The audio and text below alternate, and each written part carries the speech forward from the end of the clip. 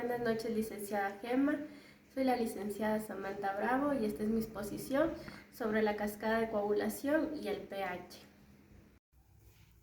Cascada de coagulación. Los vasos sanguíneos, su objetivo principal es el transporte de sangre a diferentes partes de nuestro cuerpo para llevar oxígeno y los nutrientes. Pero cuando un vaso sanguíneo se lesiona, se activa el mecanismo de defensa llamada hemostasia, mecanismo que evita la pérdida de sangre.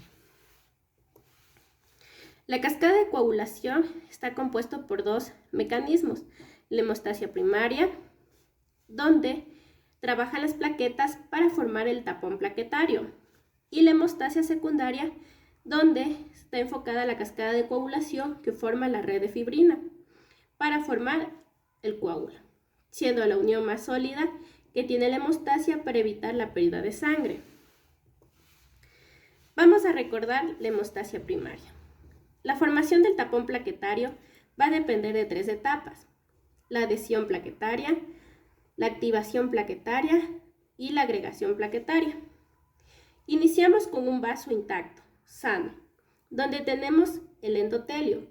Debajo de este tenemos el subendotelio o tejido conectivo, en el cual vamos a encontrar colágeno y fibronectina. Y en la parte del medio, la luz del vaso, donde se encuentran las plaquetas que fluyen en el torrente sanguíneo. Las plaquetas no se adhieren al endotelio por el antiagregante plaquetario, como son la prostaciclina y el óxido nítrico. El endotelio normal tiene en su interior los cuerpos de Weill-Palat, y estos a su vez poseen el factor de von Willebrand. Cuando tenemos un endotelio dañado o lesionado, los cuerpos de Weill-Palat van a liberar en el torrente sanguíneo al factor von Willebrand. Además, el colágeno que se encuentra en la región subendotelial también es liberada al torrente sanguíneo. Entonces, en el torrente sanguíneo tenemos colágeno y el factor von Willebrand, sobre todo donde el vaso ha sido lesionado, dando inicio a la adhesión plaquetaria.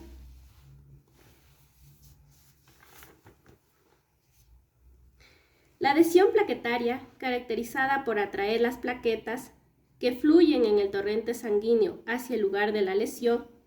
Asimismo, cabe mencionar que las plaquetas, en su membrana encontramos las glucoproteínas 4 y la glucoproteína 1b. Entonces, el colágeno se va a unir a la glucoproteína 4 y el factor von Willebrand a su vez a la glucoproteína 1b. Continuamos con el colágeno y el factor de von Willebrand. Unidas a las plaquetas, van a dar paso a la activación plaquetaria, donde la plaqueta va a aumentar su tamaño con prolongaciones citoplasmáticas o pseudópodos, y también se liberarán los gránulos de ADP, tromboxano, calcio y serotonina, haciendo que las otras plaquetas cercanas se activen unas con otras en forma de cadena. Finalmente, una vez activadas las plaquetas, inicia la agregación plaquetaria. Las plaquetas en su membrana tienen la glucoproteína 2b y la glucoproteína 3a, las mismas que sirven como un punto de unión entre plaquetas a través del fibrinógeno, es decir, la unión de plaquetas entre sí. Esa unión da paso al tapón plaquetario. Iniciamos con la cascada de coagulación. Está conformada por 13 factores de coagulación. Estos son proteínas que se encuentran en el plasma sanguíneo, que son sintetizadas la mayoría por el hígado. Algo importante a mencionar es que estos factores se encuentran inactivados. Todo inicia con el factor 10 o STOR. Se encuentra este inactivado. por algún motivo lo vamos a activar. Se va a unir al calcio o factor 4. Este se va a unir al factor 5 o lábil y a los fosfolípidos.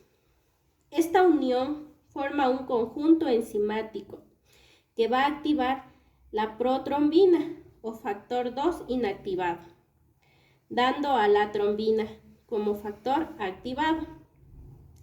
La trombina va a ayudar a las plaquetas a que se activen. Aparte, la trombina tiene otra función, activar al factor número 13, que se encuentra inactivado. Pero lo más importante, el factor 2 activado o trombina activa el factor 1 o fibrinógeno. Este factor va a activar llamándose fibrina. Ahora la fibrina se va a hacer un monómero de fibrina. Estos se pueden polimerizar espontáneamente, dando un polímero de fibrina inestable. Entonces, ese polímero de fibrina inestable se va a unir con el factor 13, ya activado, también conocido como factor estabilizador de la fibrina, para dar paso a la red de fibrina. A todo este proceso se le denomina vía común de la cascada de coagulación. Ahora, ¿cómo se activa el factor 10? Este se activará por la vía intrínseca e extrínseca. Tenemos la vía extrínseca, fuera del vaso sanguíneo, o extravascular, o tejido conectivo, donde si tenemos membrana de células extravasculares o membrana de célula endotelial lesionadas o monocitos en procesos inflamatorios, se activará el factor 3, o también llamado tisular. Este a su vez activará el factor 7. El factor 3 activado anteriormente se une al calcio y este al factor 7 activado. Este conjunto enzimático va a activar al factor 10. De la misma manera, tenemos la vía intrínseca dentro del vaso sanguíneo.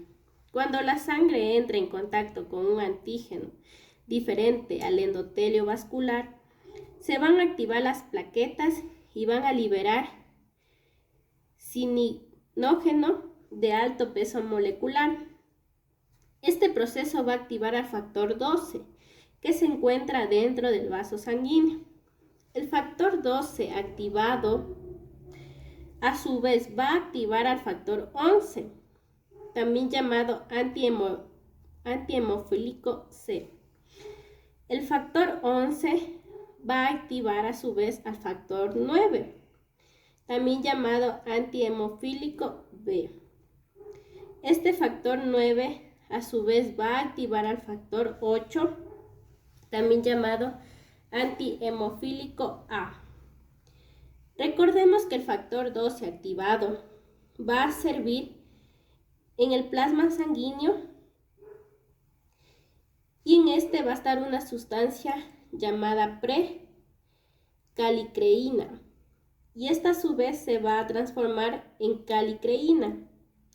La calicreína se va a unir al factor 8, se va a unir al calcio, se va a unir al factor 9 y a los fosfolípidos y juntos van a formar una reacción enzimática para activar el factor 10.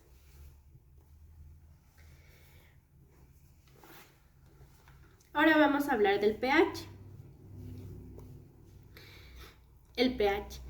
El organismo humano se encuentra en constante equilibrio, la homeostasis, y este equilibrio engloba varios factores, por ejemplo, líquidos, electrolitos, temperatura, hormonas, etc. Pero también uno de estos factores es el estrecho equilibrio del pH, el cual tiene la función primordial de mantener una gran variedad de enlaces que se encuentran en los componentes orgánicos del ser vivo, como son proteínas, lípidos y carbohidratos, así como otras sustancias primordiales en el funcionamiento del mismo, como las enzimas, que al verse alteradas por el pH pueden estar implicadas en el mecanismo de lesión celular. tenemos que el pH, su valor normal oscila en 3.35 a 3.45. Cuando existe un valor disminuido del 7.35, le vamos a denominar acidosis, o mayor al 7.45 se denominará alcalosis. El pH en su alteración, conjuntamente con otros datos, vamos a dar paso a lo que es la acidosis metabólica o respiratoria y la alcalosis metabólica y respiratoria a su vez, donde vamos a tener una acidosis metabólica cuando el bicarbonato se encuentre disminuido, un pH disminuido y la presión parcial de dióxido de carbono disminuido. Vamos a encontrar una acidosis respiratoria cuando la presión parcial de dióxido de carbono esté aumentado, un pH disminuido y el bicarbonato aumentado. Ahora vamos a tener una alcalosis metabólica cuando el bicarbonato se encuentre aumentado, el pH aumentado y la presión parcial de dióxido de carbono aumentado. Y una alcalosis respiratoria cuando la presión parcial de dióxido de carbono se encuentra disminuido, el pH aumentado y el bicarbonato disminuido. En una acidosis respiratoria y alcalosis respiratoria, la respuesta compensatoria en el riñón es: en una acidosis respiratoria va a haber un aumento de la excreción de ácido y reabsorción del bicarbonato. En cambio, en una alcalosis respiratoria va a haber una disminución de la excreción del ácido y la excreción del bicarbonato.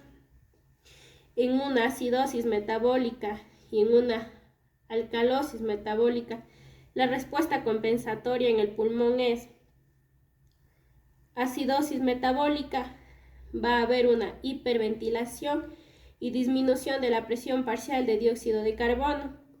En cambio que en la alcalosis metabólica va a existir una hipoventilación y aumento de la presión parcial de dióxido de carbono. Esto ha sido toda la explicación en base a la cascada de coagulación y al pH. Les agradezco su atención. Gracias.